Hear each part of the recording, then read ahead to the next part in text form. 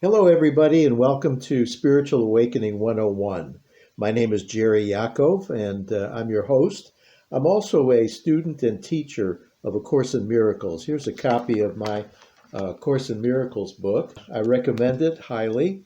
And if you're interested in A Course in Miracles and you want to let your friends and neighbors know that we have a TV show for A Course in Miracles, I would appreciate it if you'd let them know.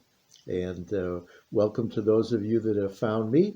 What I'm going to do today is read from the text of A Course in Miracles, chapter 14, and the title of the chapter is Teaching for Truth. And what I plan to do is I'll go through and read just the introduction and maybe the first section of that particular chapter, and that should take us through the entire episode. So, chapter 14, Teaching for Truth. And I like to stop and talk about what a sentence or a paragraph may mean, or the caption itself, Teaching for Truth. Well, teaching for truth is the function of what you and I are here for. That's our purpose, to teach the truth. Of course, we have to be aware of the truth before we can teach it.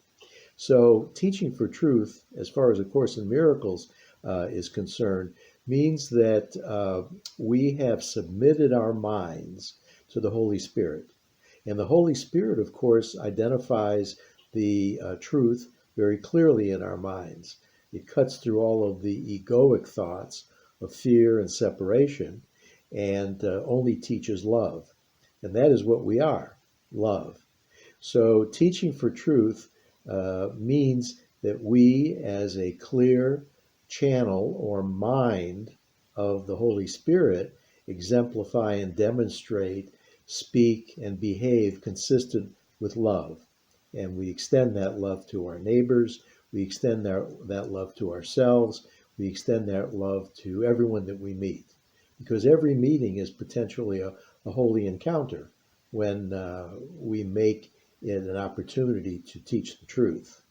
Well, going on to the reading here in the introduction of chapter 14, Teaching for the Truth. Yes, you are blessed indeed, yet in this world you do not know it.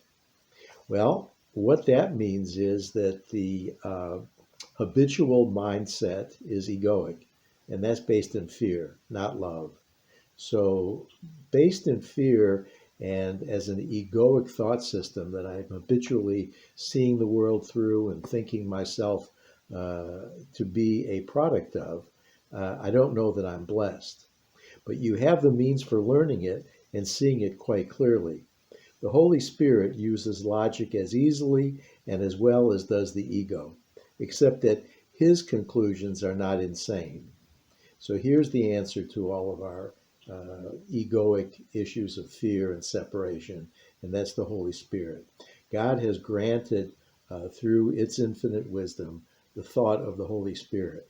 And the Holy Spirit has undone the mad idea that we have, through free will, of course, that we're separate from God, that we aren't divine, that we're unworthy, that people pose a threat to us, and that we are to be afraid all the time.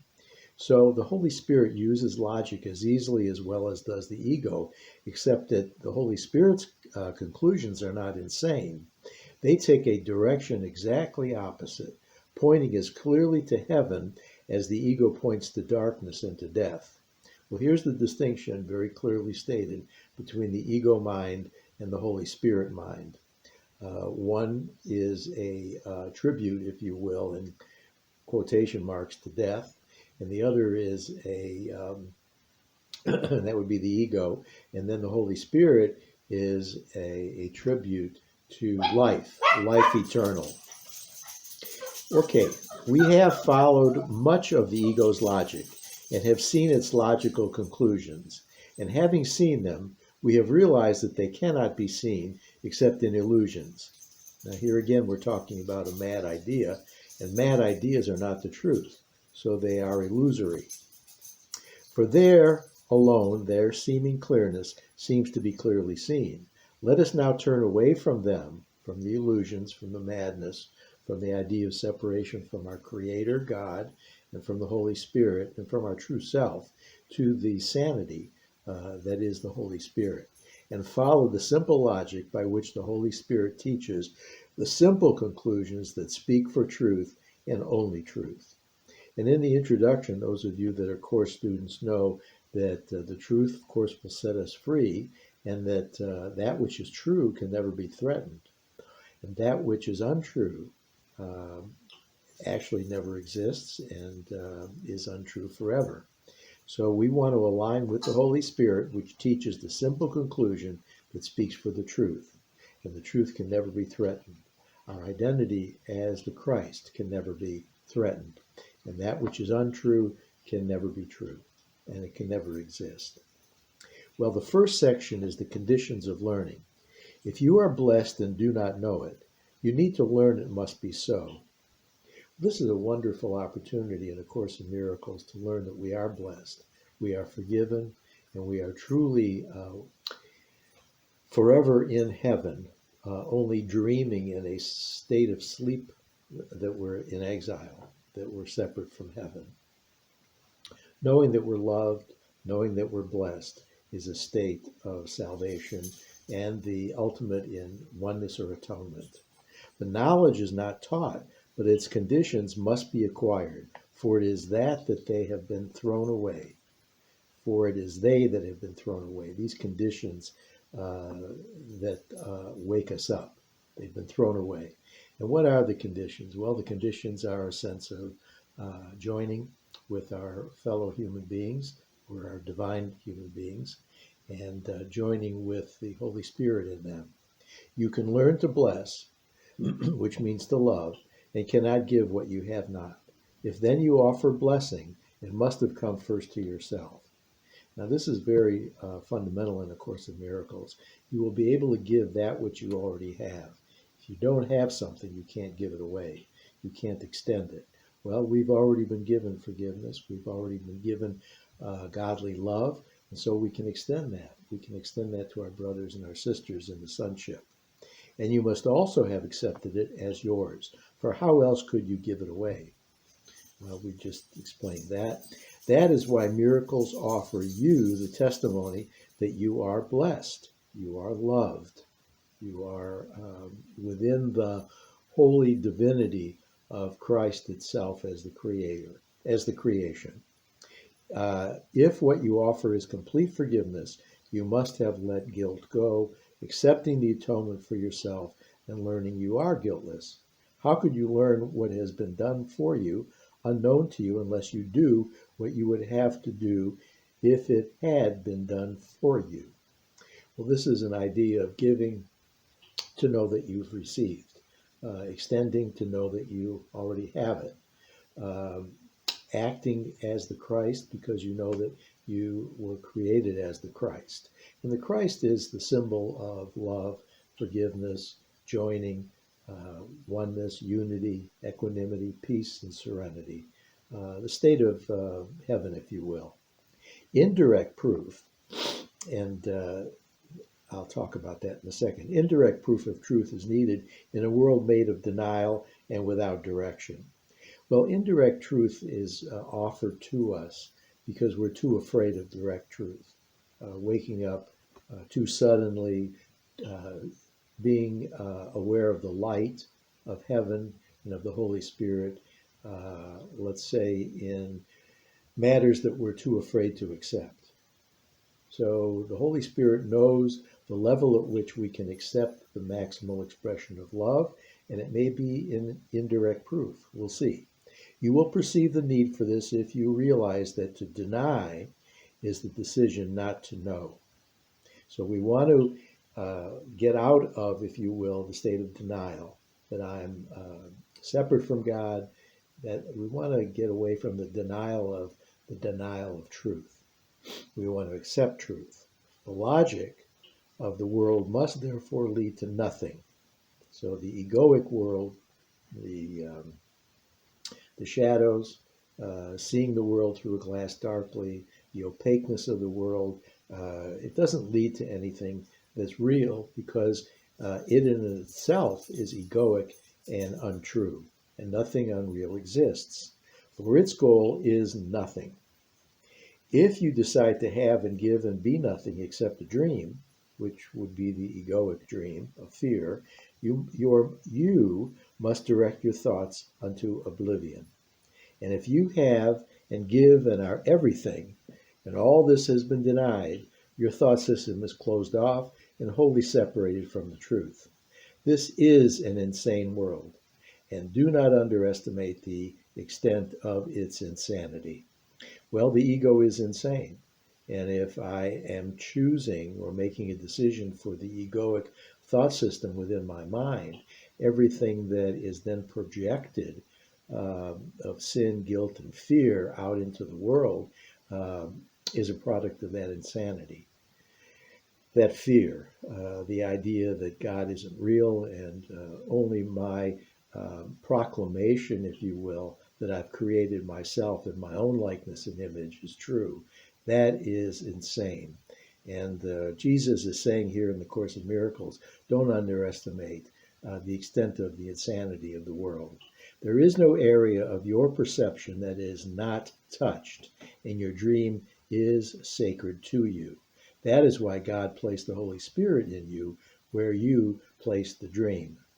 So what we made up and accepted and really took seriously and forgot to laugh at, the idea of separation from God, from Christ, from our angelic state, was a dream. It had to be, because only what God creates is real. So anything that I make up is really a product of falling asleep and then dreaming a dream of separation. And so God placed the Holy Spirit in the place where I had substituted the egoic dream, and that's in my mind. Not out in the world. The world's an effect, but at the level of cause in my mind, not to be confused with the brain, because the brain is part of the body, and the body and the brain and so forth, all the world is the effect or the projected image of the egoic thought system. So God places in our minds at the level of cause the solution, the gentle teacher who will help us to awaken. Excuse me. Next paragraph. Seeing is always outward. Were your thoughts wholly of you, the thought system you made would be forever dark. The thoughts the mind of God's Son projects or extends have all the power that he gives to them. So what you believe is what you'll see.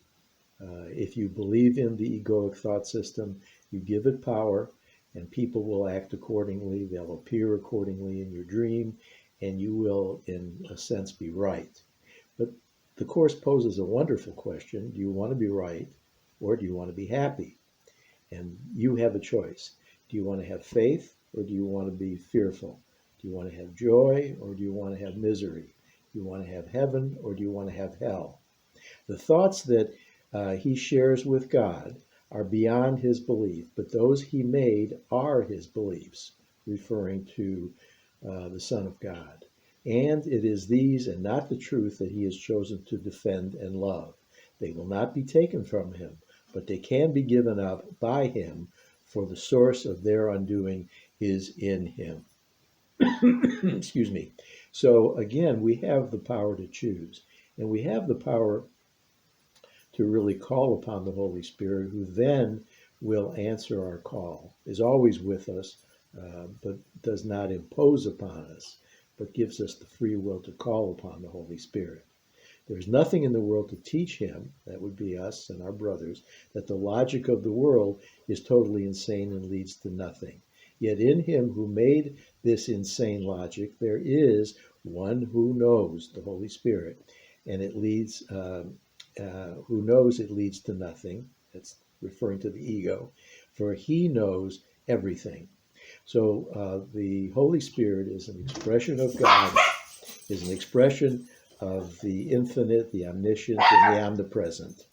Sorry about that disturbance.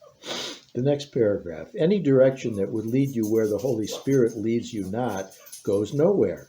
Anything you deny that he knows to be true, you have denied yourself. He must therefore teach you not to deny it.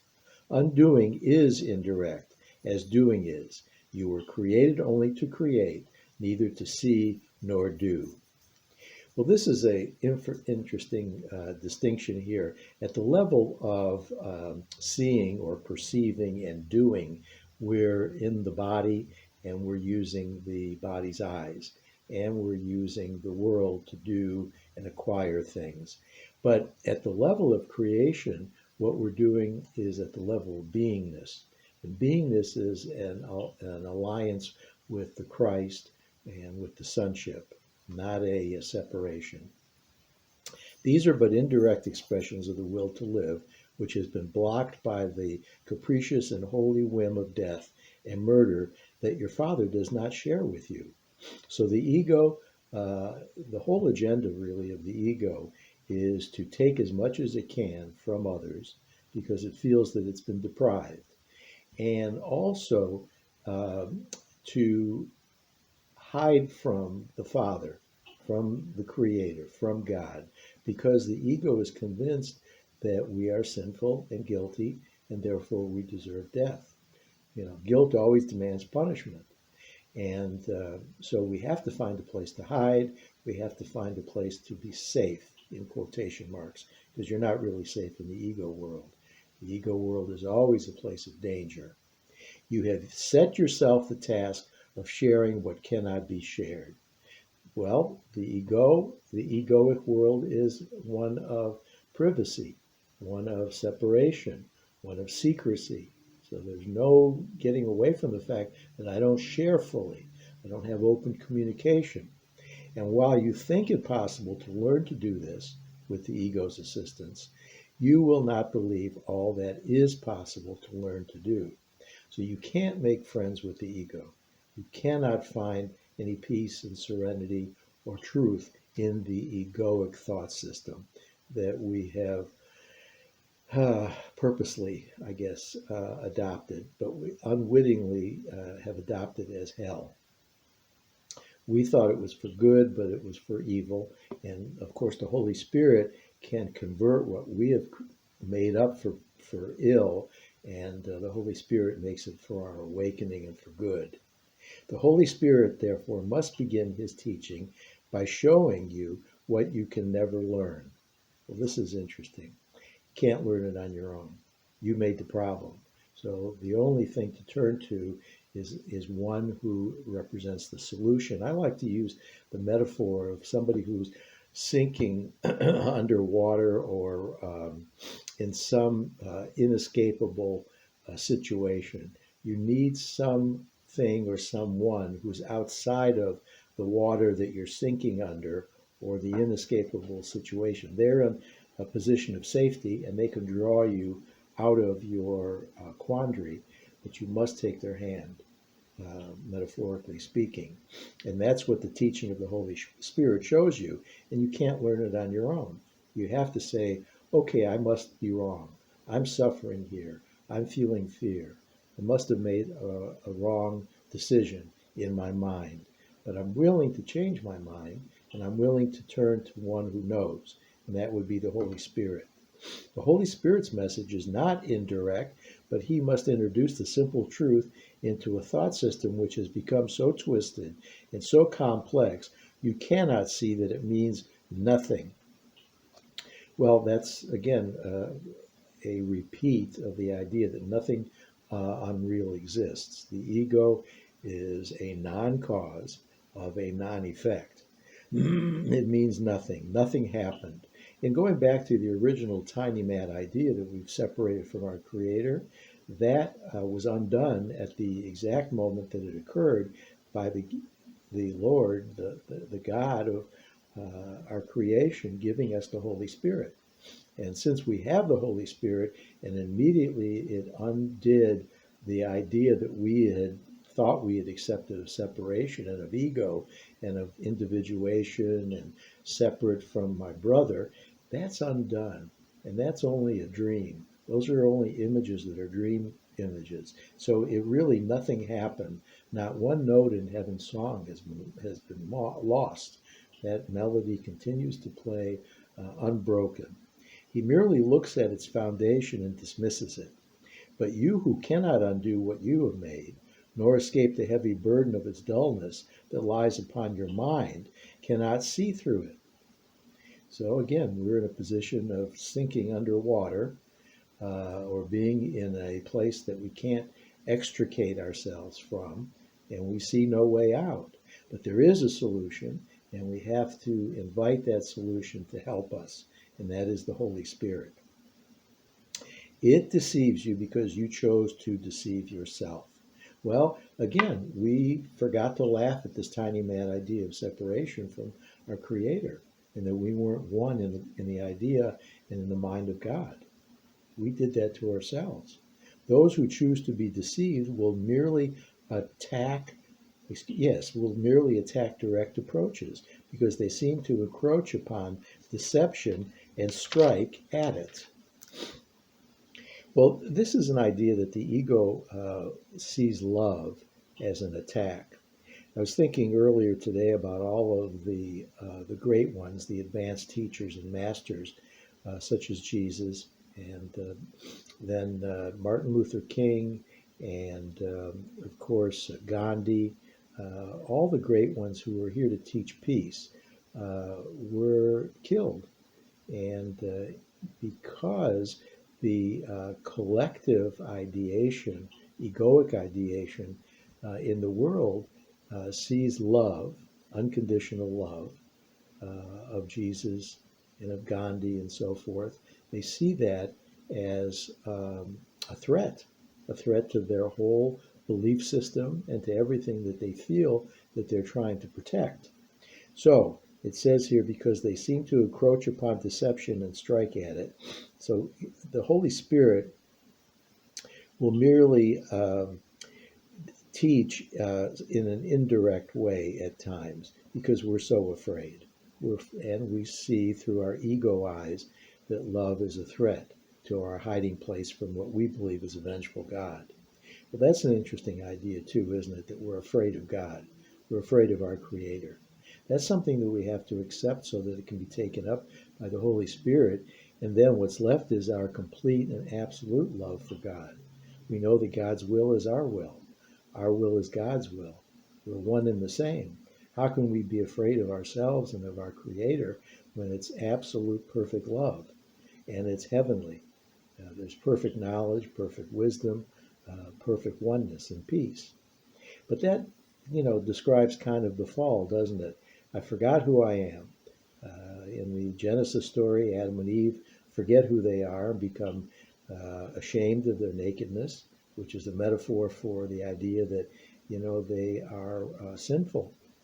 And they try and hide from God because they think they disobeyed God. Again, that's a metaphor. God would never tell us to do something or not do something as a trap or a test. I don't believe that's true, and the Course certainly doesn't teach that. But there are aspects of the metaphor in the Genesis story in the Garden of Eden that are helpful. Anyway, in our mad dash to hide from God and to see God's perfect love as a threat to our identity and really our existence, we're too afraid. And so the Holy Spirit has to take the indirect approach at times, but it's gently nudging us. It's gently taking our hand when we invite it and when we feel that there must be another way and we've hit bottom, so to speak, and we're just fresh out of any ideas how to extricate ourselves. We then realize, yes, there is another possible way, and that is God. And that idea ultimately comes to everybody because God, we are in God's mind. We've never left it. And so ultimately, there's enough pain. And we have a tolerance that's great for pain, but it's not an infinite tolerance. We eventually do give up because the pain is too great, and we turn to that spirit within our minds, the Holy Spirit, and we ask for that help. And that help, of course, is given so willingly and so immediately. That's called the miracle. The miracle is the shift in perception from that fear to the unconditional love of God. And that shift in perception constitutes the holy instant where I know I am one, I am saved, I've experienced the atonement.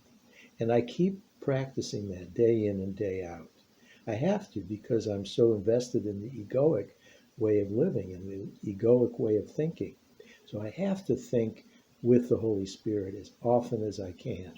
And what I teach, and the Course teaches, of course, this is where I get it, to start the morning and end the day in the evening with our communion, our idea of prayer and meditation in the bosom or the arms or the hands of God. This is not an unworthy way of spending our thinking time and our prayer time. It's very helpful. All we have to do, seriously, is let go and let God. You know, that's a simple bromide and maybe even a cliche, but it's the truth. We have to let go and we have to let God. Well, this is the conclusion of section 1 in chapter 14 of a text of A Course in Miracles. At the end of the video, we'll have some contact information which you can use to connect with me if you'd like through email or a phone number. I'll put my cell phone number there as well. My wife is the videographer and the editor, and she'll be able to put this video together in a way that's acceptable to the NECAT folks over at the PEG Studios. And we really appreciate the opportunity to be on the air and to reach out to an audience as the Holy Spirit would have us do. The Holy Spirit is working through me and my mind to reach you and your mind. And in that connection, we will know miracles. And in that connection, we will wake up from the dream of the ego to our ultimate salvation and to the heaven that we've never left. Knowing that, we will be at peace, perfect serenity. And we can then, and it's possible at that point where we're fully enlightened, not to return through another ego dream into the world and the body, which is an illusion. This is possible, but it takes, for most of us, many lifetimes. And that's again because, we need indirect proof and we're so afraid of unconditional love. But be that as it may, time isn't real anyway, so many lifetimes which are unreal doesn't matter. We're still at home, only dreaming of exile. And each lifetime becomes a happier and happier dream. We know that to be true as well. And this is something that the Course calls the real world. When we live in a state of forgiveness with the Holy Spirit, then our dream is happier. And we can awaken more slowly, yes, but in a happier way rather than abruptly and maybe in a frightened manner. So we want to awaken with the Holy Spirit and on the timeline of God's time, in quotes, not on our timeline. Well, thank you again, and we'll see you next time. Shalom, peace, namaste.